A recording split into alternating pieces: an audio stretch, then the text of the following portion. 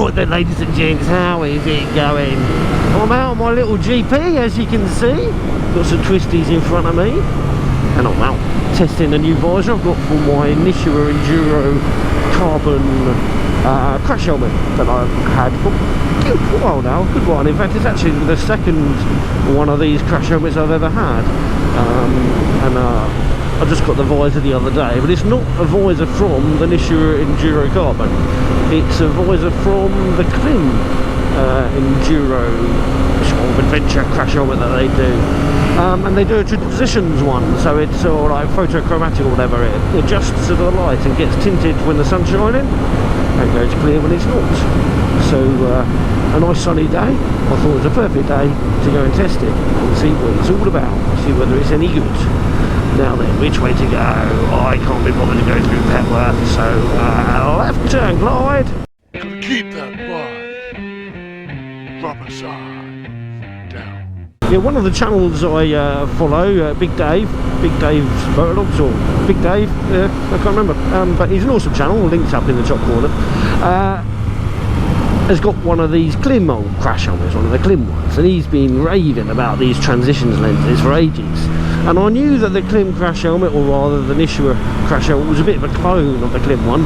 So I did some research, and it turns out that the visor fits perfectly. And I was like, oh yeah, let's have some of that. I don't know whether there was ever a transitions visor you could get for the Nishua. It surprises me that there wasn't, but I couldn't find one on Googling, so yeah, I got myself this one from the Klim to give it a go. I've shoved a PinLock clear in it, just because in the UK you kind of need that there. And this, although it's a chilly crash helmet, it's very well vented.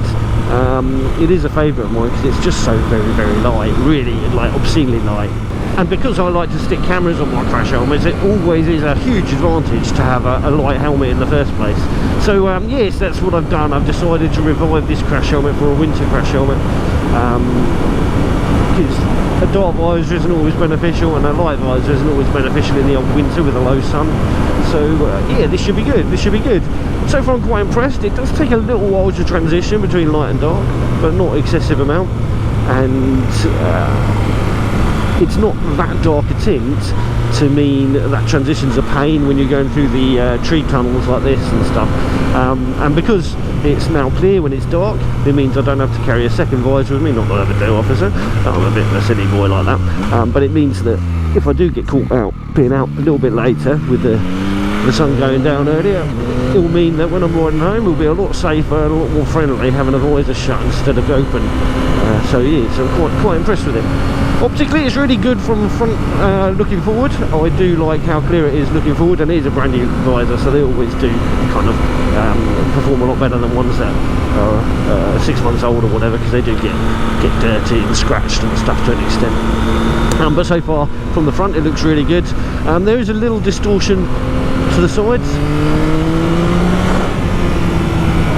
so when you're pulling out of junctions and stuff, you've just got to give that extra second of looking just to make sure that you're not going to pull out on someone. But it's not so bad that you can't see them coming. It's just it could distort where they are in your field of view just a little bit, nothing mega. Something I was chatting about in a previous video was my HJC, the V10 crash helmet, my red cherry coloured one, which I absolutely love. It's so comfortable, and I've loved it so much that I invested in the comms kit that you can get for it.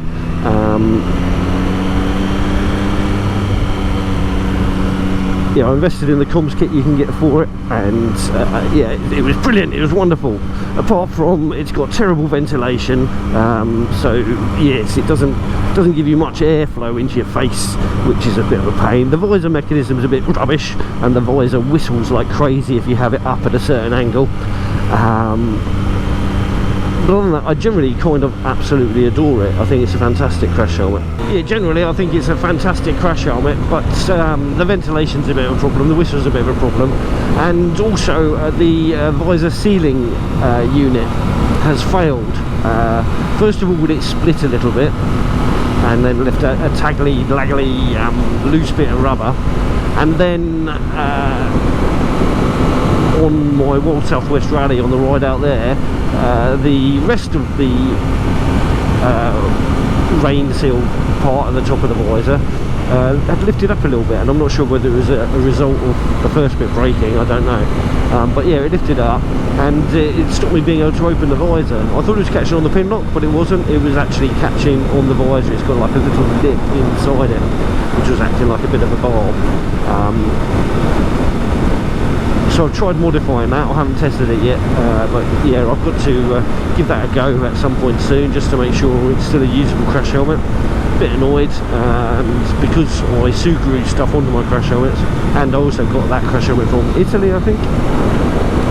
Warranties are a bit of a pain, so I'm just going to have to take a hit on that. But I don't really want to buy a different crash helmet and then find I have to effectively throw away the comms unit that I got for that one, which is a helmet specific one. So I might reach out to HJC and see if there's something they can do to help me out. Yeah, so I might have a little chat with HJC, see if there's anything they can do to help me out there. It would be good if they can, but I understand if they can't because of me customising the helmet. But yes. So a helmet vlog, a very short one. I'm just out having some fun on the GP. Yeah, just a little bit of fun on this.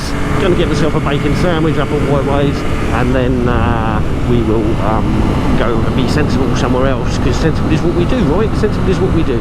It's beautiful up here. Love it, love it. Nice. Anyways, bacon, butty and a brew inbound. Yeah, if you haven't done so already, please do click that subscribe button. If you like the video, give it a big old thumbs up, and if you didn't, you can always give it a little thumbs down. I do not mind at all. But please do drop down a comment if you've got one of these Enduro Carbon helmets. Have you thought about putting a transitions visor on it from the Klim helmet?